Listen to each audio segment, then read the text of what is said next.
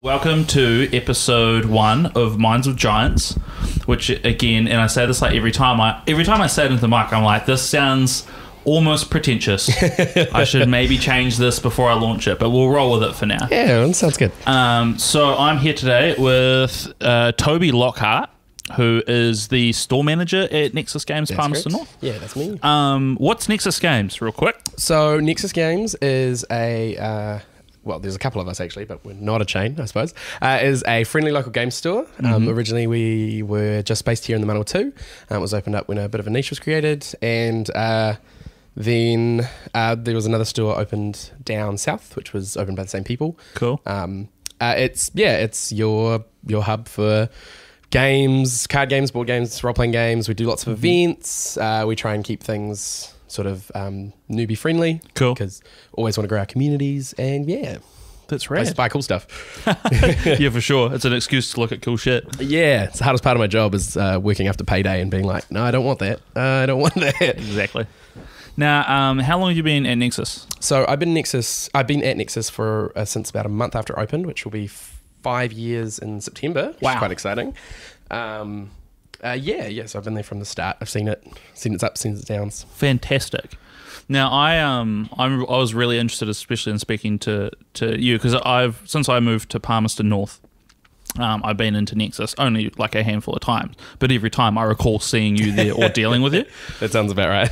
And I found it really interesting, and I've got like several different aspects of Nexus to touch on. But what is the... like if you were to sort of boil down what Nexus is from a philosophical standpoint, like why are you guys the way that you are?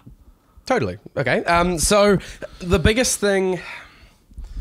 Oh, this is all right. That's a harder question than I thought. So the biggest thing that drives... I suppose I'll go through in chunks. The biggest thing that drives the stock we have on the shelf is quite often if me or the owners see something that we would buy. Cool. Or that we think is cool. Because more often than not, and this is something we kind of had to learn more recently than I'd like to admit, if we want it, someone else will want it, and there'll be a market for it. If we think a game looks cool and want to play it, we'll get it in and play it, and there'll be 6 other people that do as well. That's cool. And so that's kind of, as far as like a business standpoint, that's a big part of what we stock. But the reason we are the way we are is because... one of the things we've had right from the beginning is a huge focus on customer service. Cool. And I think it's a trap, that game stores fall into, where they get stuck in that I'm a dingy game store kind of feeling. Yeah. And like nerds can be a bit of a bitter group at points, and so avoiding that at all costs, making it as friendly and open as possible, has been one of my personal major goals for the shop, and I think for the most part it's pretty evident it's working well. That's cool.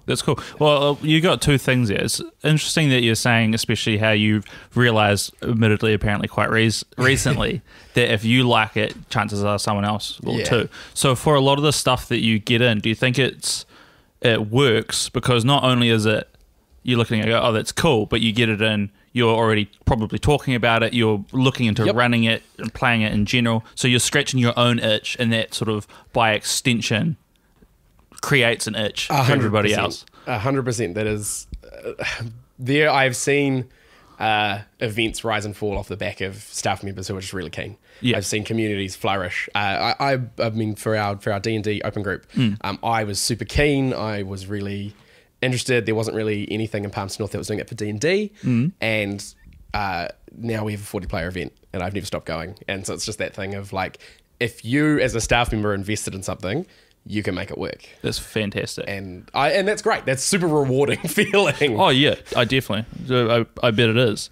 Now it's quite interesting that you say that, because seems to be a bit of a conversation happening online about the relevance of your friendly local gaming stores. Yeah. And I think, and you see a lot of the critiques raised against it is that they kind of act more like gatekeepers rather than shepherds, I guess you could say. Do you think, and also from after I moved to Palmy and I had a poke around and looked at the other stores, because I think at a time there were 3. There was Nexus, Bad Cave, and one more. There's Mr. Models, which isn't really a friendly local game store. True. Which It's a model store. But yeah, there was the Bad Cave and us for a wee while. Yeah, and the experiences that I had as a customer going into Nexus, and whether it's, I think even just by virtue of you guys having your storefront where it was open, it was lots of natural light, and it was super clean, super well stocked. And then you go to somewhere like the Bad Cave, and it's upstairs, and they kind of had that really leaning into the nerd culture type of thing. Yeah, I used to work for BC a few years ago, and I know that as kind of times got tough, it got less and less of that shining storefront that I would like my store to end up being, if you know what I mean. Yeah. So, there are some background reasons for stuff like that, but it's, like I said, those kind of comparisons, and then comparisons to other stores just around the country. Yeah, of course. One of the nice things about being a relatively small store is that if I walk into, say, a store in Auckland, they think I'm a customer. Like they have no idea who I am, and so I get to kind of give the almost a bit of a secret shopper. a bit of a secret shopper kind of thing. Exactly. And so my partner and I went to Auckland quite recently, and it was. I find it quite interesting going in with her and then sort of splitting off a little bit and seeing how each of us are treated differently, because obviously women in geek culture get a real hard time. And so I don't want to say judging a store on their ability to serve female customers, but judging a store to serve their customers. I found the same thing, because like me and my partner Kendall, we did essentially the same thing when we last went into Nexus, and it was by and large great, I think. Cheers.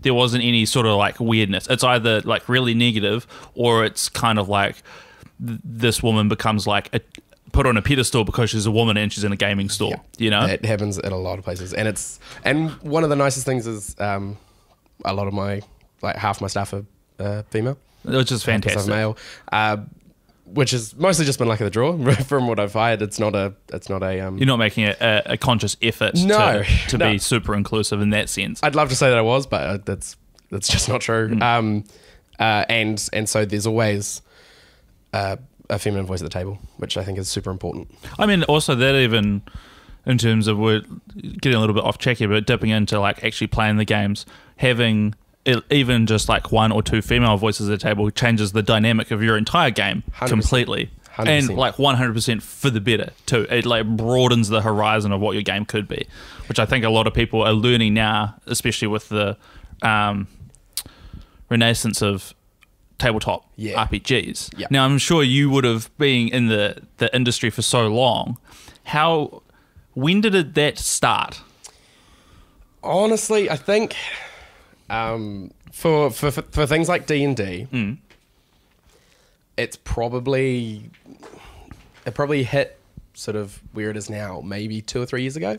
And I think that's probably due to the prevailing things like Critical Role. And this big push for it that's kind of just snowballed. Which I love. I think obviously it's great for business. Oh, definitely. But also as a major role player, it's definitely, I think it's probably my most time consuming hobby. It's just great. The more people you can get into this, the better. The stigma's going a little bit. Like it used to kind of be like, oh, you play D&D. But now that's kind of like, of course you play D&D. I've never met a person, at least through the shop, that I wouldn't be like, you should try D&D. You should give it a go. I think I suggest it to like everybody I meet, and it comes up in conversation. Whether it's like they usually don't fit like your classic sort of like basement dwelling nerd, but it's like you'll get something out of it. Exactly. I also come from a theatre background, so it's like a lot of those people just eat it up. Like they love that kind of stuff. Definitely. That's really interesting, because like my experiences with getting into D&D and like RPGs in general was about that point that you said. It was about 3 years ago, and it was with the launch of 5th edition. So for everybody that's not a nerd, Dungeons & Dragons has various editions. It's sort of like revised rule sets essentially, and the 5th edition since like early 1970s has just come out. Came out like three years ago. 3 or 4 maybe. 3 or 4 years ago. Something like that. And it's been really interesting because and like you mentioned Critical Role before, which is a group of voice actors who do voiceovers for cartoons, TV shows, video games, also play Dungeons & Dragons and televise it I guess would be the best word Yeah. for people who don't understand what Twitch is. Can you see the renaissance of this continuing or expanding, or is it starting to slow down at all? Or from what you're seeing, is it kind of constantly chugging along?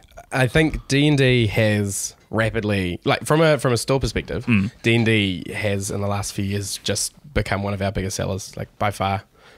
Which is a lot considering you're spending $80 for a book. You know, it's not it's an investment. And one of the things for us as a business was being like, okay, how can we make somebody who, a student who has to pay rent, has to buy food, has $10 a week, how can we give them something cool to buy in our store? And so that's a business thing I can talk about a bit later. But that I don't see D&D slowing down. I think this is just gonna keep getting bigger and bigger. Our events have been getting bigger and bigger, which is great. When I started Open Group, I think I had 12 players. I've got all their names written down somewhere. And now we're hitting sort of 30, 40 depending on the week. Cool. Which is amazing. It makes me feel super great, actually. That's fantastic. Seeing this thing I've put all this hard work into flourish. Well, especially seeing like you guys come from your store, which wasn't a small store, but it's ended up being quite a small store. Yeah. And so you guys have moved into a place down King Street, isn't it? Yes, 134 King Street. 134 King Street. And you guys at the back, I popped in the other day and had a look around, and like out the back you've got massive area. Yep.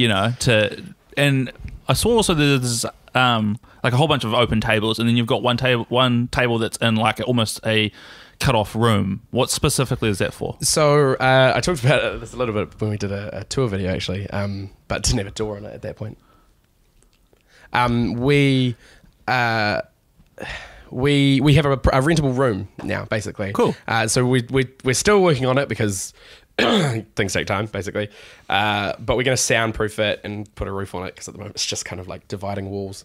But the idea is that quite often we'll have big events, but people want to come in and do stuff. They can chuck down cool. $10, get it for 3 hours. Or if they turn up on the day and it's free, they can hire the room for a gold coin per person. Cool. For 3 hours. And it's just, I don't think there's anywhere else in New Zealand that has hireable rooms, which is kind of cool. It's something definitely we're dipping our toes into.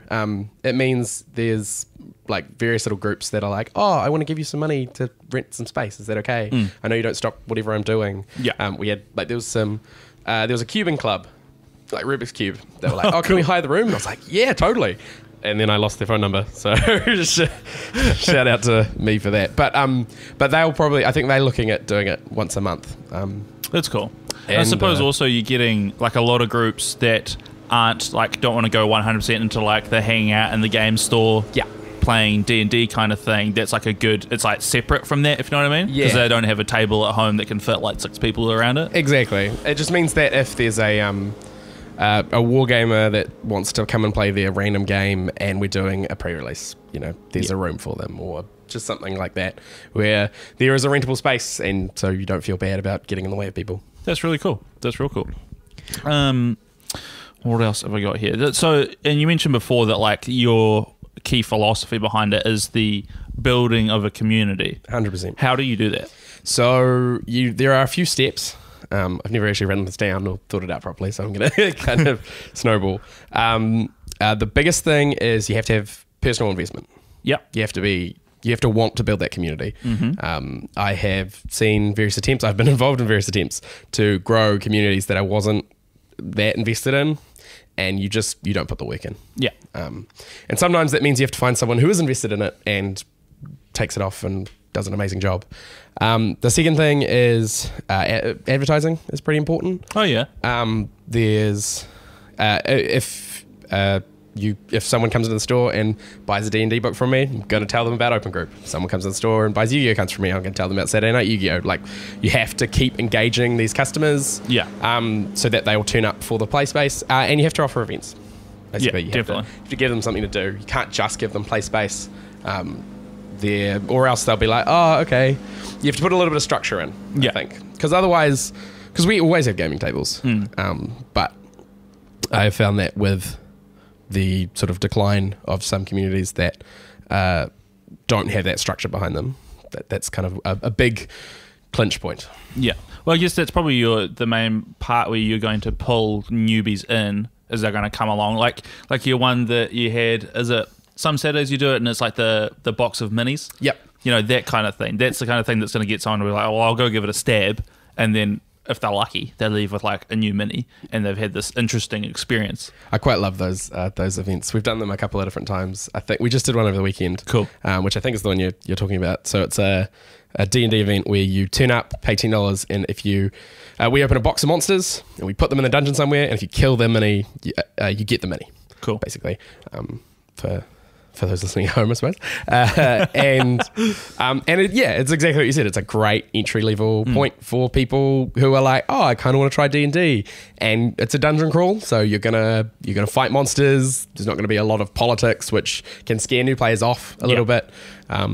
As a DM, I'll tend to bring in politics much later into a game because you want people to care about what's going on before you make them care about what's going on. For sure. Oh, that's really cool. Yeah. Do you find, do you use much in the way of sort of social media tools for engaging and sort of fluffing the community? Yep. Facebook is the best tool we have as a store because everyone's on Facebook, and it will remind you about events coming up, and it will invite you, and there's all that kind of the backing that does half the work for you. But other than Facebook, we don't tend to use social media. We have a website, but it's a bit out of date. I think it still has the old address on it. And yeah, the biggest, basically just that's kind of it. Oh, we have an Instagram. Of course.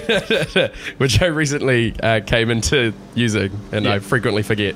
Most of the time it's me posting pictures of like a mini or a DM screen on Open Group, because it's the one I'm the most at the store for. Cool. Oh, awesome. What are, at the moment, are your guys' sort of future plans for Nexus? Are you looking at sort of branching out and sort of starting anything new in terms of like event styles that you're wanting to run, or is it sort of just taking what you've got and making it larger? So right now the focus is just settling into the new space. Yeah. So with the amount of play space that we have, we're trying to run 2 events every weekend, or every Saturday, I should say. Yeah. One Magic event, one not, because Magic's our biggest community by far, and so just having something for that community every week is really important. But yeah, we there's some things in the works that haven't really been nailed down. New stock lines, so just more cool stuff getting in, I should say, and just growing as a store. We might be looking at online, but again, it's all kind of just get into the new space and see how it goes. And if it's not working, make it work. Seems to be working so far, so that's a good start. Cool. Well, like you mentioned, online. So that's obviously like one of the other things is that generally at a gaming store, you're going to be paying usually more expensive, not necessarily significantly expensive, but like $10 to sometimes $15 more than what you would buying online. So are you finding that you guys do you feel like you potentially lose a lot of business through online sellers like Mighty Ape or even Trade Me and that kind of thing? Sometimes it's always a discussion that I have with people when they're like, oh, but it's $20 cheaper online. I'm like, yeah, but your time's worth $20. Like, you can wait 2 weeks, or you can have it right now and use it right now and come and play in the store. That's the biggest thing about the store, basically, is that we offer a place to play. Yeah. And so, our things are a bit more expensive. They have to be. They have to cover the place to play. Yeah, of course. I'd love to be able to sell everything at Mighty Ape price. I also have to pay my staff. Like, it's an awkward juggle. And I think for the most part, people understand that, you can get it cheaper online. But you can't go to Mighty Ape and play a game of 40k. Yeah. You know? And so mostly, and people want to support local gaming schools. That's the thing you hear the most when people come in and be like, I want to support local. I'm like, awesome. Super good. Yeah. Please do. I got rent to pay. But yeah, it's that the offering of the play space is the biggest thing. Yeah. To kind of get people into it. And there are some communities who you offer the play space to, and they still shop online, and that's sometimes it's a loss you have to take. Yeah. But I mean, all it takes is for one shipment to go missing or one thing to not turn up, and suddenly those people are customers for life. Yeah, that's a good point. But also knowing, from a business perspective, knowing which of those communities are like that is really important, because then you only get a little bit Yeah. And so the people that do want to shop local will shop local. The people that don't won't. So on. That's cool. Now, speaking of like knowing your communities, is it only the D&D community that's starting to become a lot more diverse in the people that are playing it? Or is sort of like, whether it's the pop culture leaning heavily into sort of geekdom is becoming a lot more culturally acceptable, is sort of every aspect of that beginning to change in senses like, is the Magic community starting to find new players, that kind of thing? And how about like the other ones that you also have? There's D&D is by far the easiest. Yeah. Because someone turns up, they give me a gold coin, I give them a character sheet, and they sit down. Yeah. There's no buy-in. So it's really easy for that community to be diverse as long as the people helming it are, culturally looking to do that. And looking to do that, which we are. The other communities are taking a bit longer. Yeah. And I think things like Magic and War Games are very traditionally, we were bullied geeks and we were guys, and whilst I don't think the communities necessarily are gatekeeping, the fact that there has been gatekeeping for so long makes it much harder to put your foot in. And there are ways we as a store are trying to work around that. We offer Ladies' Night on Sunday nights. Oh, cool. It's a kind of safe space event for ladies and non-binary people. Yeah. And they can come and do whatever the week's event is. I've got an amazing volunteer, Angela. She's been helming that for about a year, and she does great work. But she keeps things fresh. She does ball games one week, she'll do Magic next week, she'll do this, that, and just tries to give something to everybody. My ideal for that event would be that people can just come in and do, like the community gets big enough that people can come and do whatever they want. Cool. But it takes a lot of steps to get there. And also, at the end of the day, my ideal's not super important for that community. It's whatever that community wants, and Angie's doing an amazing job. That's cool. That's fantastic. And yeah, other aspects they're slowly picking up, but something you have to, as a geek shop, and the Magic community is quite young for the most part. Oh, okay. Like there's a lot of guys. There's a small amount of guys that are sort of late teens, it's like high school to late teens. Biggest chunk would be 20 to 30, and then a bit more over that. Yeah, 30 plus. But that big chunk of 18 to 20. Oh, sorry, the big chunk of 20 to 30, you kind of got to train a little bit and kind of lead in a more socially acceptable way. I think that's not necessarily reflective of the game itself, more that I think it's just in general in society. The older you get, the like more sort of like coaching and being like, hey, be chill with this. Absolutely. It's moving through. And for the most part, our Magic community players are great. Yeah. Like, I love our Magic community. I'm definitely not gonna rag on them. I love them all. And they're all really good mates. And most of the time it's that awkward, cultural, ingrained, like instinctive reaction, or they say something and you have to just kind of train people out of that. Yeah, for sure. Oh, that's really cool. Because I often find, and I mean, this might again be sort of another accolade to you guys as to why you're doing so well, but often it's not that gaming stores will go against that, but they don't even bother with it. Yep. It's they're not making a conscious effort. Which I think, I mean, if you look at any business that is in an industry that, because like retail full stop is hard.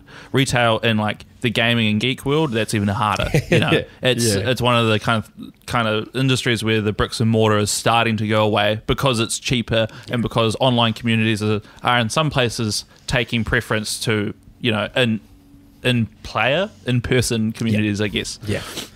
But they don't seem to make, a lot of them do the whole, well, we are who we are and we're not going to change or adapt that, and then, you know, 6 months down the line they're closing their doors up. Exactly. You've got to keep fresh. The biggest thing that you can have as a store going forward is, because when you go online to buy something, you're looking for something specific, and you might look at some peripheries to that, because they might hot link you to something, but as a gaming store, you just want to get something cool in that people will look and then they'll think about buying, or they'll buy it immediately. You can't really just have that targeted thing. Cool. The stuff that I find that sells the best as like one-offs are things that we saw, that we thought were cool, that somebody else now sees impulse purchases, takes away.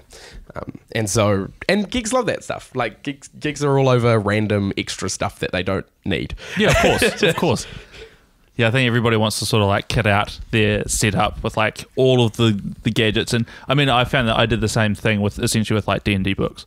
I mean, they're now releasing one like it's nearly every 6 months. There's a new one coming out, and especially with like the last one, I was like, I don't need this, full stop. But I really, really, really want it. And the I mean, art, like you buy it for the art, and the old art cover's real pretty. Yeah, you know, you're like, oh, and you're like, if I get the special edition, that's even fancier. Man, how could I not? Yeah, but yeah, that's really interesting actually. I've spent the last 3 months looking for a beholder figure from the official Wizards minis. Yeah. I have a beholder. I've just been all around the globe. It's sold out. And I spent the last 6 months, well, not 6 months, sorry, 3 months looking for this one beholder figure because it's really cool. And it's just like little things like that where you want people to see stuff and then think about it and buy it. Definitely. Oh, that's really interesting. That's pretty much all I had for questions wise. Cool. Ask everybody this. What, if you were listening to this podcast, would you go, shit, I wish Luke had asked that? About the shop? Just about asked you about whatever. I really liked the philosophy question, to be honest. It wasn't something I was thinking about coming into this. So I really like seeing people, understanding why people are passionate about the thing that they are passionate about. Yeah. So anything that unpacks that is like right on the money for me. Definitely. Well, why then do you think people are so into D&D, not just D&D as a whole, but why it almost seems like the entire community is leaning super heavy into the role-playing side of it and almost to the detriment of the rules side of it? Why is it going that way? I was actually thinking about this morning, funnily enough.